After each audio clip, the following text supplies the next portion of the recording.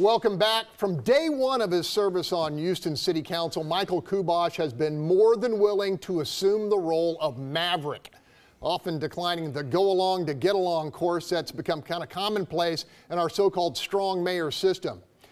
First and foremost, an advocate of core services, Kubosh returns to our hot seat this morning with hundreds of municipal jobs set for elimination following the passage of Prop B. That's pay parity for Houston firefighters. Councilman, thanks for being here. Prop B passed with overwhelming support, winning in every council district. The mayor says we can't afford pay parity without these layoffs. Now, firefighters have responded by offering to return to the bargaining table and spread their voter-approved pay hike over multiple years to preserve jobs. 20 days after the election, the mayor hasn't budged. What's your read? Well, you have to remember that, Greg, the first duty of government, our first responsibility is for the protection of its citizens, and fire is part of it. Police, EMS, garbage pickup, and this is a real crisis if we lay off too many of these people that are giving us this protection that we need. You know, Fitch did a downgrading of our bond rating. They put it as AA negative, but then they said more than just that in this report. If you read the report, it shows that 3.6% increase year after year for the last 10 years of revenue to the city of Houston. But we haven't had a balanced, structurally balanced budget in this city since I've been on council. But if you look at that increase of 3.6%, if you consider it being a $5 billion budget, that's over $150 million a year, increase year after year.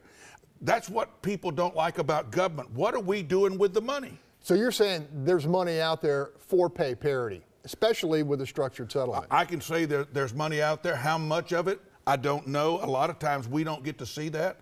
You have to, in this strong mayoral form of government, you know, we get brought things to vote on. Like last week, they voted on $500,000 worth of Christmas lights. How can we do that? Other cities have private donations for lights in their city. Hey, look, is it your understanding that in Texas, collective bargaining agreements trump all other laws, including voter-approved charter amendments? Is that your belief? I believe that state law trumps anything in the charter or anything that the ordinance that we pass. Okay, the firefighters say that on seven separate occasions when the city of Houston has superseded the city charter with collective bargaining agreements. My question is, why is council being asked to hire outside attorneys at taxpayer expense to interpret a law that the mayor, I'm told, helped write in Austin?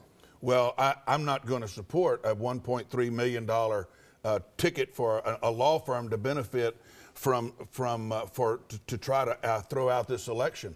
There's two things about a democracy that are sacred. One is the vote of the people, which we just had, and the other is the right to petition your government. These petitions were not the firefighters' petitions. These petitions were brought by the city of Houston voters. They signed these petitions, so we have to honor that and respect the will of the people.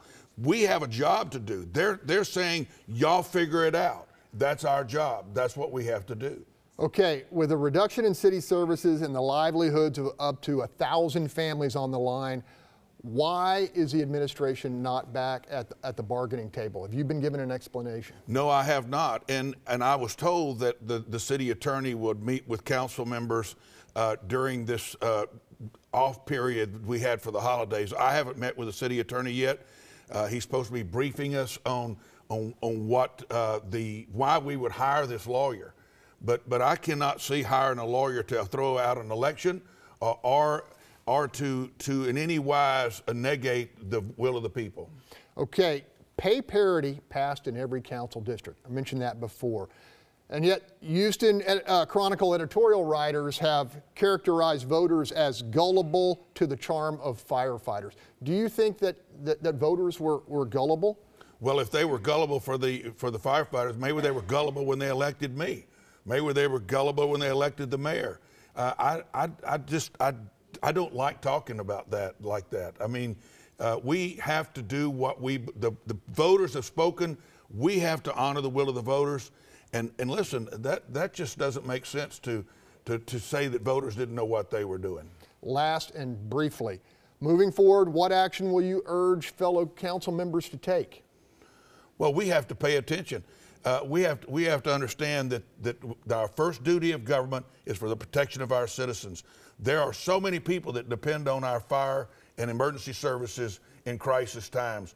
We cannot leave them unprotected, and I believe we have to do everything we can to ensure the fact that our fire department is not reduced to the point that it brings a public safety issue to our city. Michael Kubosh, thanks for taking the hot seat one more time. Thank you very much. Okay, when we come back, Houston's financial watchdog, City Auditor Chris Brown, calls for a return to the bargaining table. And our team is locked and loaded to chime in, so stay with us.